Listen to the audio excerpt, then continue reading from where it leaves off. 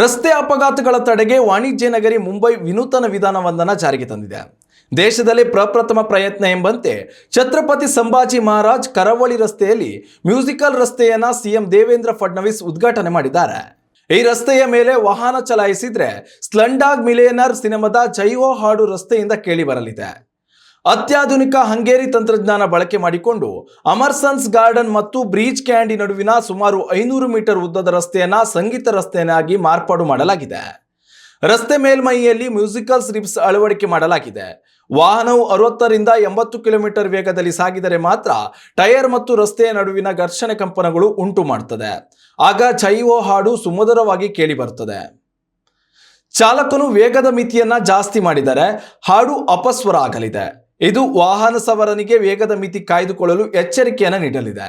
ದೇಶದಲ್ಲೇ ಮೊದಲ ಪ್ರಯತ್ನ ಎಂಬಂತೆ ಮುಂಬೈನಲ್ಲಿ ಈ ವಿಧಾನ ಜಾರಿಗೆ ಬಂದಿದ್ದು, ಭವಿಷ್ಯದಲ್ಲಿ ದೇಶದ ಇತರೆ ಪ್ರಮುಖ ನಗರಗಳಲ್ಲಿಯೂ ಈ ವಿಧಾನ ಜಾರಿಗೆ ಬರುವ ಸಾಧ್ಯತೆ ಇದೆ. ಉತ್ತಮ ಸಂಸ್ಕಾರಯುತ ಶಿಕ್ಷಣದೊಂದಿಗೆ VSS English medium CBSE school Udupi Muddur.